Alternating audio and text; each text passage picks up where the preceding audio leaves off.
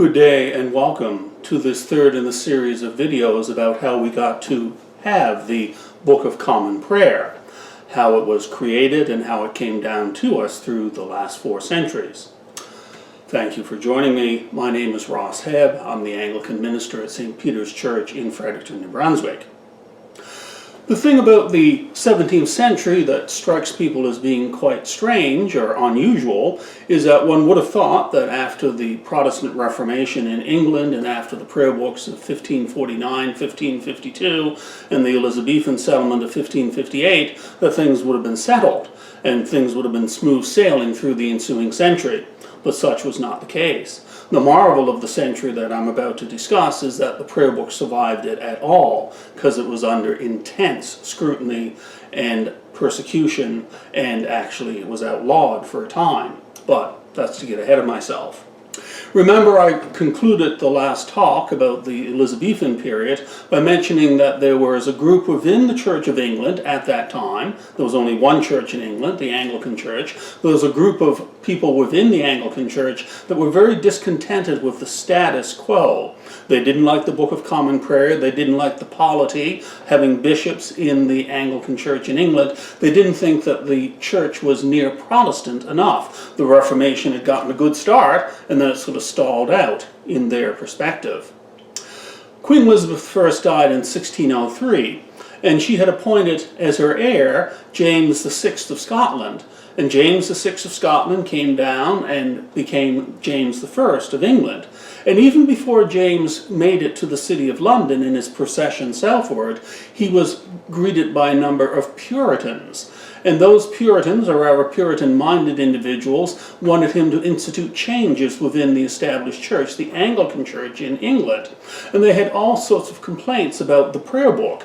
They didn't like the use of the ring in marriage ceremonies. They didn't care for the clergy wearing those white robes, those surplices, and they didn't care for the term priest either. They preferred ministers. And of course, they didn't care for bishops at all and what they represented. And they also objected to things like the sign of the cross at holy baptism.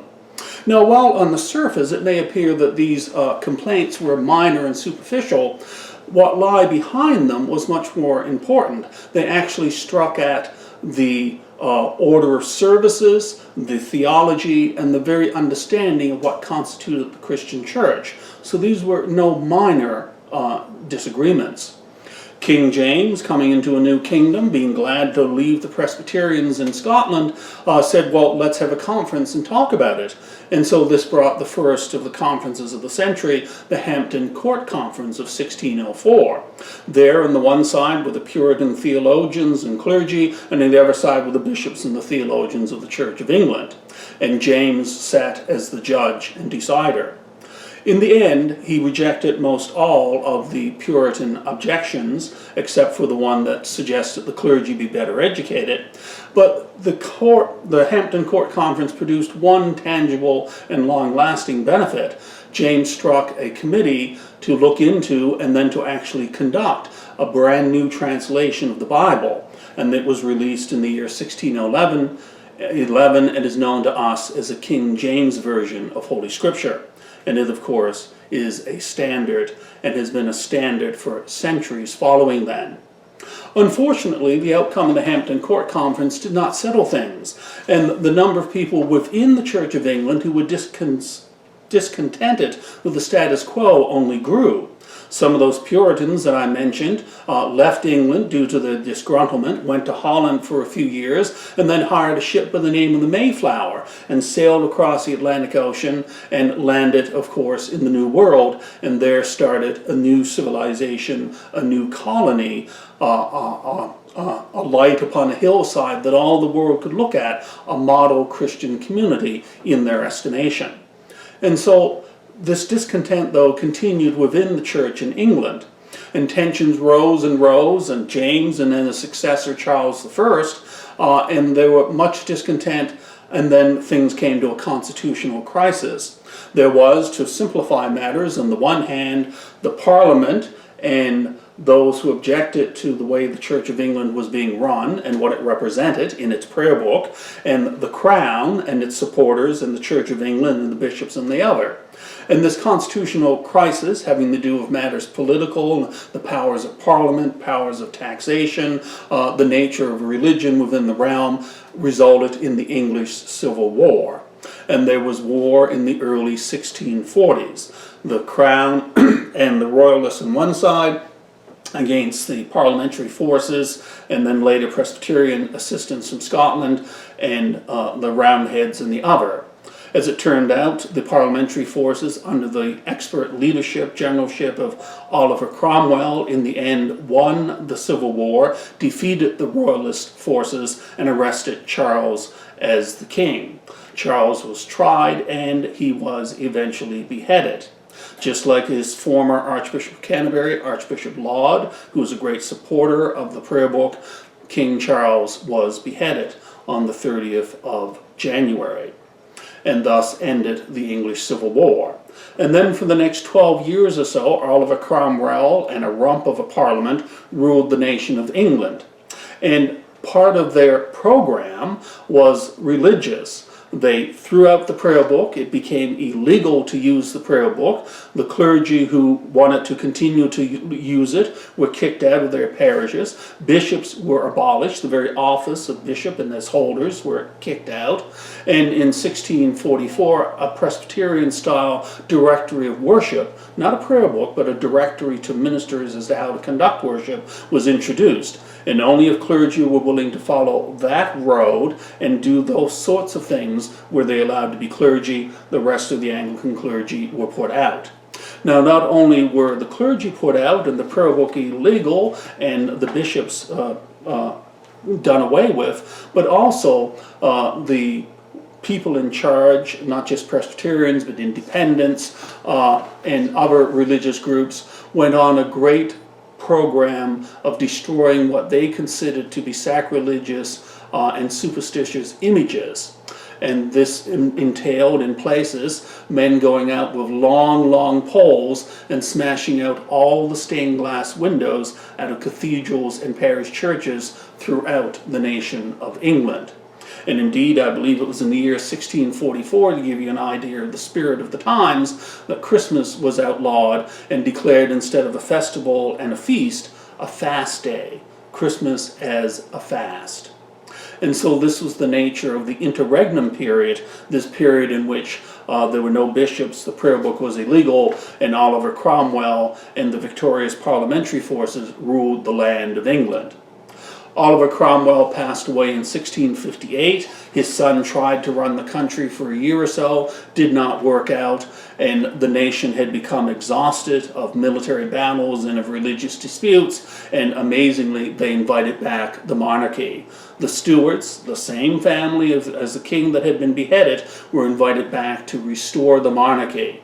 And as originally had been said by King James way back in the early part of the century, if there's going to be a king, there has to be bishops. So too, at the time of the Restoration, when Charles II came to the throne, the notion was when the king returns, so too do the bishops, and with the bishops, the established church and the Book of Common Prayer. The prayer book was brought back in 1660.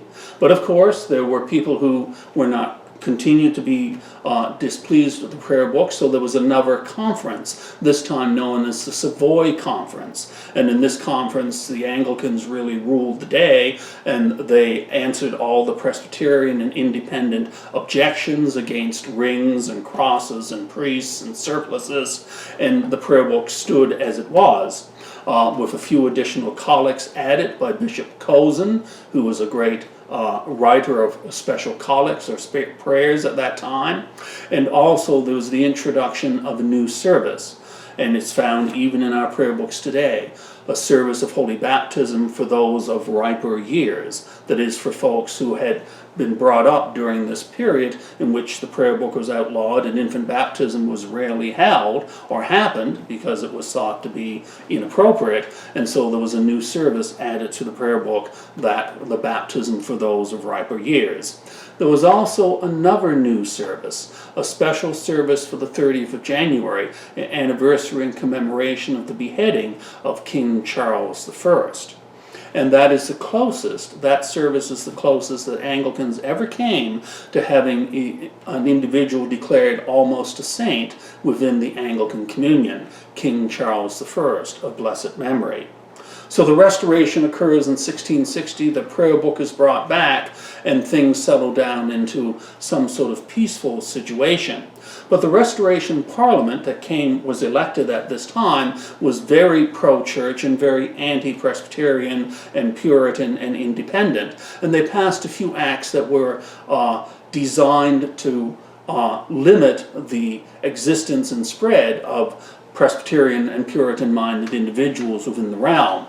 There was the Conventicle Act, which forbade a gathering of more than 10 or so people who belonged to a non-Church of England religious grouping. And they also passed the 5 Mile Act, which said that a former Presbyterian or independent or Puritan minister could not reside or have services within 5 miles of his previous parish.